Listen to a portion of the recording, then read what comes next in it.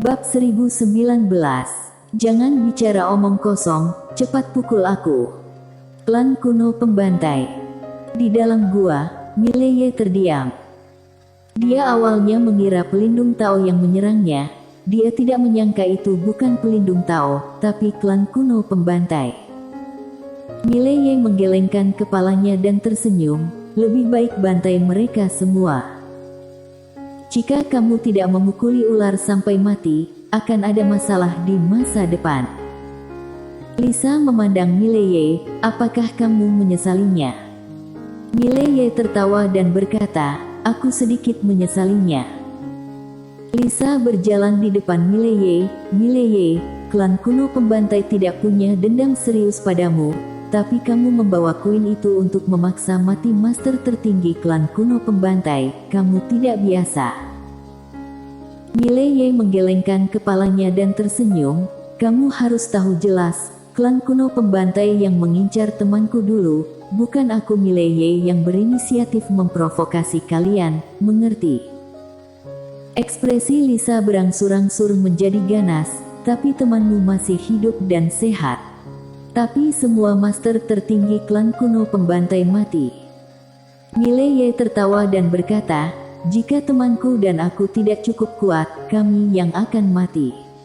Pada saat itu, apakah kamu akan mempertanyakan klan kuno pembantai seperti yang kamu lakukan sekarang? Tidak, kamu tidak akan. Lisa tiba-tiba tersenyum dan berkata, ya, kamu benar. Di dunia ini, kekuatan adalah hal yang paling penting, klan kuno pembantai lemah, jadi kami pantas dimusnahkan. Tapi sekarang, Mileye, aku benar-benar ingin tahu apa yang kamu pikirkan saat ini. Mileye berkedip, yang kupikirkan adalah memang tidak cukup bagus kalian masih hidup. Setelah mendengarnya, Lisa menyipitkan matanya sedikit, ayo, coba serang. Mileye merentangkan telapak tangannya, lalu mengepalkannya dengan erat. Bam! Sebuah kekuatan yang kuat tiba-tiba mengembun dari tangan kanannya, dan pada saat ini, rantai merah di tubuhnya tiba-tiba bergetar, dan serangkaian kekuatan misterius berwarna merah darah terus berkumpul di tubuhnya. Dalam sekejap, kekuatan Mileye menghilang tanpa jejak. Mileye sedikit mengernyit, rantai besi ini agak rumit. Lisa itu tiba-tiba tertawa dan berkata, ini adalah formasi penjara pengekangan jiwa sekte langit, belum lagi kamu, bahkan jika Queen dipenjara oleh formasi ini, juga tidak dapat mengerahkan kekuatan apapun. Mileye menggelengkan kepalanya, harus kuakui, harta milikmu sangat bagus, tapi kamu sedikit menyombongkan diri saat mengatakan itu. Lisa hendak berbicara, ketika seorang pria paruh baya tiba-tiba datang dari kejauhan. Melihat pria paruh baya itu, Lisa langsung memberi hormat sedikit, tetua utama. Orang ini adalah tetua utama dari Sekte Langit, Jamal. Pria paruh baya itu berjalan ke arah Mileye dan tersenyum tipis, Tuan Muda Ye. Mileye tertawa dan berkata, aku baru saja berkata, bagaimana mungkin klan kuno pembantai yang sekarang berani mengincarku? Ternyata ada orang di belakang mereka. Jamal tersenyum kecil, Tuan Muda Ye, kami ingin membuat kesepakatan dengan kamu. Ruang buku dimensi luas dan menara penjara alam itu ada di tangan kamu. Kami menginginkan dua barang ini, tetapi setahu aku, menara penjara alam sudah mengakui kamu sebagai tuannya. Jika kalau kami ingin membuka ruang buku, harus bekerja sama dengan tuannya. Jadi, bisakah Tuan Muda Ye membantu kami dengan bantuan kecil ini? Tentu saja bukan bantuan sia-sia. Setelah mendapatkan ruang buku itu, kami bisa membuat Tuan Muda Ye mati dengan nyaman tanpa rasa sakit. Mileye terdiam. Kali ini, kata Jamal lagi, jika Tuan Muda Ye tidak setuju, tentu saja saran aku Tuan Muda Ye sebaiknya bekerja sama dengan kami. Selain itu, jika Tuan Muda Ye ingin meminta bantuan, atau menolak atau semacamnya, maka sungguh tidak perlu. Kami membayar mahal untuk memenjarakan kamu, kamu tidak dapat mengirim berita apapun di sini. Bahkan jika wanita bergaun polos di belakang kamu datang, kami sudah menyiapkan kebijakan untuk itu. Mileye menatap Jamal, kalian tahu wanita bergaun polos? Jamal berkata sambil tersenyum, aku tahu, sebelum kami berurusan dengan kamu, kami harus menyelidiki kamu dengan cermat. Mileye tersenyum dan berkata, apakah kalian tidak takut padanya? Jamal terkekeh. Dia juga manusia, hanya sedikit lebih kuat dari orang biasa, apa yang perlu ditakutkan? Mileye mengangguk, apa yang kamu katakan masuk akal, hanya saja. Saat dia berbicara, sudut mulutnya sedikit terangkat, kalian sepertinya meremehkanku. Suara begitu terdengar, dengungan pedang tiba-tiba bergema di dalam gua. Dan saat berikutnya, sebilah pedang terbang keluar dari tubuh Mileye. Pedang Aether. Pedang Aether langsung menebas rantai besi itu. Bam! Rantai besi itu bergetar hebat, tapi tidak putus, hanya retak sedikit. Jamal tertawa dan berkata, rantai besi ini dipadatkan dengan formasi besar, meskipun pedangmu kualitas super, tidak mungkin dipotong dalam waktu singkat. Saat dia mengatakan itu, senyuman di wajahnya berangsur-angsur menghilang. Sekarang, aku akan memberi kamu satu kesempatan terakhir, Tuan Muda Ye, jangan membuat kesalahan. Mileye tertawa dan berkata, ayo, pukul aku. Setelah mendengarnya, Jamal menyipitkan matanya sedikit, tampaknya Tuan Muda Ye tidak tahu dihargai kami. Setelah selesai berbicara, dia membuka telapak tangannya, dan api putih pekat muncul di telapak tangannya. Tuan Muda Ye, apakah kamu tahu ini? Mileye tertawa dan berkata, berhenti bicara omong kosong, pukul aku. Jamal memandang Mileye, dan saat berikutnya, dia melemparkan api ke Mileye. Bam! Tubuh Mileye terbakar, tapi Mileye baik-baik saja. Armor naga api. Jelas, level nyala api ini tidak setinggi armor naga api. Melihat pemandangan ini, wajah Jamal menjadi jelek. Dia tahu bahwa Mileye mengenakan baju besi harta karun, tapi dia tidak menyangka baju besi harta karun ini begitu kuat. Jamal hendak berbicara, ketika Mileye tiba-tiba meraung. Bam! Jiwa pedang yang kuat tersapu keluar dari tubuhnya. Bam!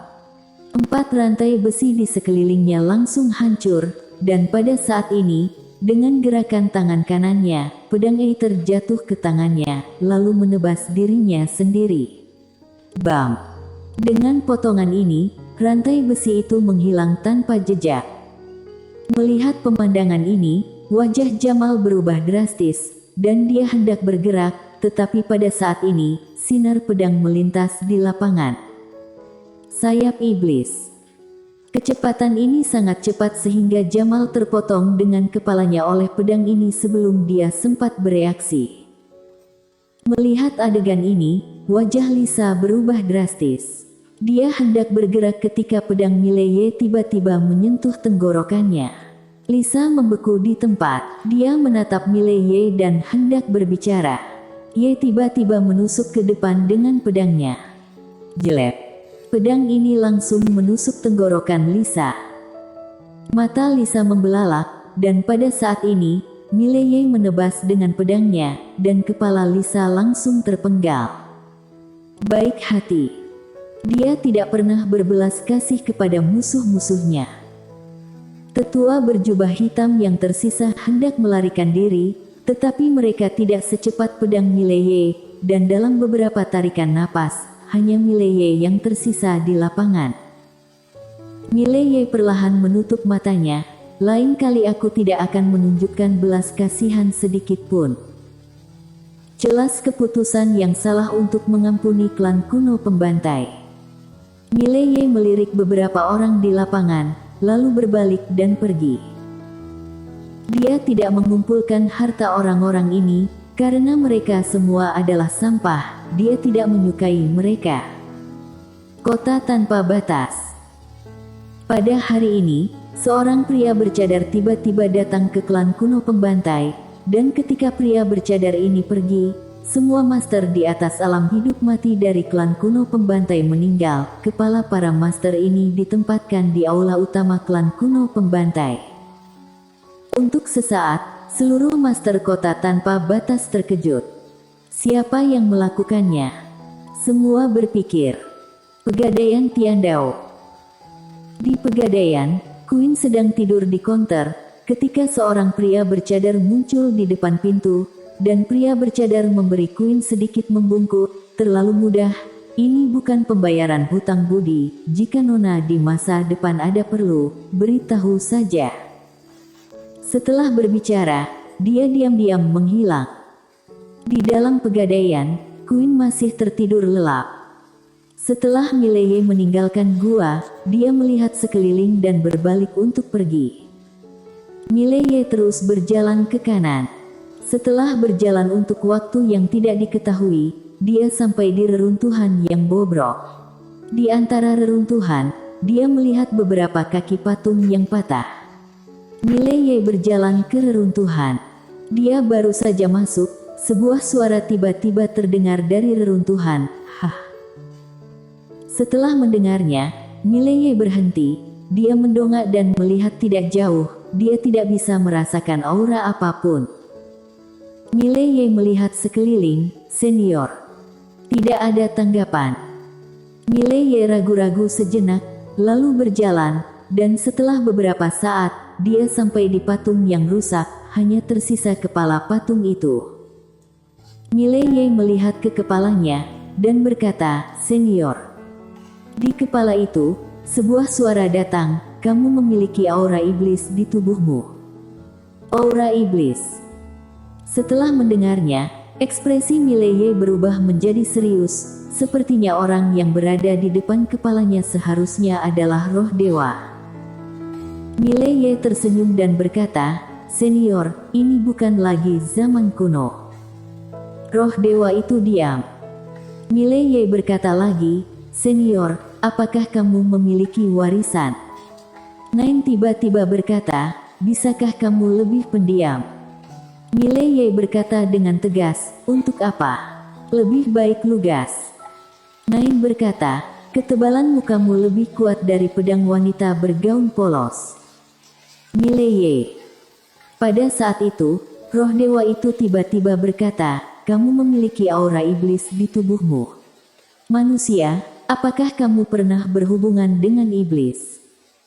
Mileye mengangguk, "Ya, senior, meskipun aku telah berhubungan dengan iblis, aku adalah orang yang baik, orang yang sangat baik." Setelah hening sejenak, roh dewa berkata, "Kamu pergilah." Mileye ragu-ragu, lalu berkata, "Senior, perhatikan baik-baik aku, kurasa kamu tidak akan bertemu seseorang yang lebih baik dariku.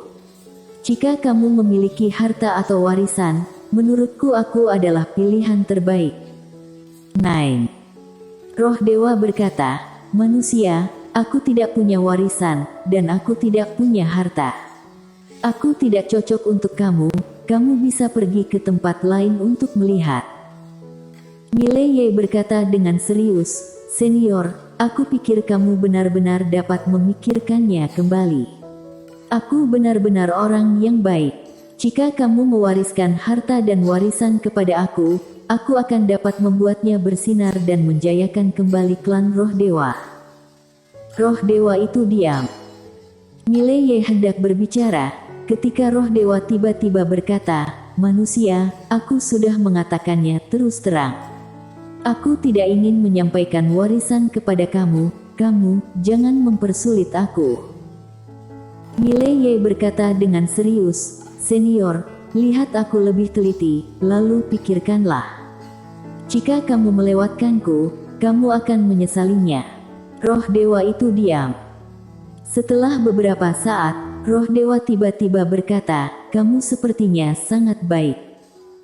Pada saat ini, Nine tiba-tiba berkata, "Sialan." Bersambung.